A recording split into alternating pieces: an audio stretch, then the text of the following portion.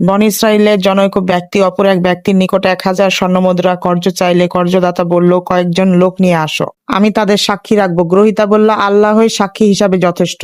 কর্জদাতা পুনরায় বলল, তবে একজন জামিনদার উপস্থিত করো। সে বলল, আল্লাহই জামিনদার হিসেবে যথেষ্ট। তখন কর্জদাতা বলল, তুমি ঠিকই বলেছ। তারপর সে নির্ধারিত সময়ে পরিশোধের শর্তে তাকে 1000 স্বর্ণমুদ্রা ধার দিল। অতঃপর যে কর্য গ্রহণ করেছিল সে সমুদ্র যাত্রা করলো এবং তার ব্যবসায়িক প্রয়োজন পূরণ করলো। পরিশোধের সময় ঘনিয়ে আসলে সে যানবাহন খুঁজতে লাগলো, যাতে নির্দিষ্ট সময়ে করদাতার নিকট এসে পৌঁছাতে পারে, কিন্তু সে কোনো যানবাহন পেল না। তখন সে এক টুকরো কাঠ নিয়ে তা ছিদ্র করলো এবং কর্জদাতার নামে একখানা চিঠি ও 1000 দিনার ওর মধ্যে পুরে ছিদ্রটি বন্ধ করে দিল।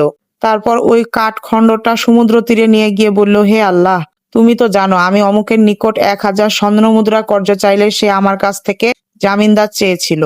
আমি বলেছিলাম আল্লাহই জামিনদার হিসেবে যথেষ্ট। এতে সে রাজি হয়ে যায় এবং আমাকে ধার দেয়। তারপর সে আমার কাছে সাক্ষী চেয়েছিল। আমি বলেছিলাম সাক্ষী হিসেবে আল্লাহই যথেষ্ট। এতে সে রাজি হয়ে যায়।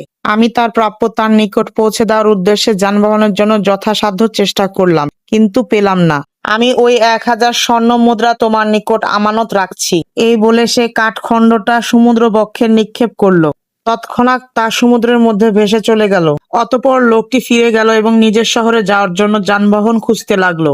ওদিকে কর্জদাতা নির্ধারিত দিনে এ আশায় সমুদ্র তীরে গেল যে হয়তোবা ঋণগ্রহীতা তার পাওনা টাকা নিয়ে কোনো নৌযানে চড়ে এসে পড়েছে। ঘটনাক্রমে ওই কাঠখণ্ডটা তার নজরে পড়ল, যার ভিতরে স্বর্ণমুদ্রা ছিল। সে তা পরিবারের জ্বালানির জন্য বাড়ি নিয়ে গেল।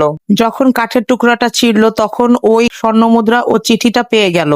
কিছুদিন পর ঋণগ্রহীতা 1000 স্বর্ণমুদ্রা নিয়ে পাওনাদারের নিকট এসে হাজির হলো। সে বলল, আল্লাহর কসম, আমি তোমার প্রাপ্য মাল যথাসময়ে পৌঁছে দেওয়ার উদ্দেশ্যে যানবাহনের খোঁজে সর্বদা চেষ্টায় ছিলাম, কিন্তু যে জাহাজটিতে করে আমি এখানে এসেছি এর আগে আর কোনো জাহাজই পাইনি, তাই সময় মতো আসতে পারলাম না। কর্জদাতা বললেন, তুমি কি আমার নিকট কিছু পাঠিয়েছিলে?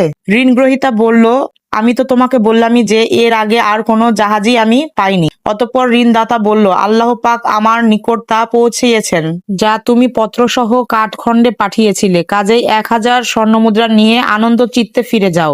আবু হুরায়রা রাদিয়াল্লাহু আনহু হতে বর্ণিত, সহিহ বুখারী হাদিস নাম্বার 2291, জামিন হাওয়া অধ্যায় অনুচ্ছেদ 1। সর্বদা আল্লাহর উপর অবিচল বিশ্বাস ও আস্থা প্রকৃত মুমিনের অন্যতম গুণ। বিনা সুদে কার্জে হাসানা বা উত্তম ঋণ প্রদানের বহুগুণ প্রতিদান রয়েছে। বাকারাহ 245। নির্দিষ্ট সময়ে ঋণ পরিশোধের জন্য ঋণগ্রহীতা যথাসাধ্য চেষ্টা করবেন।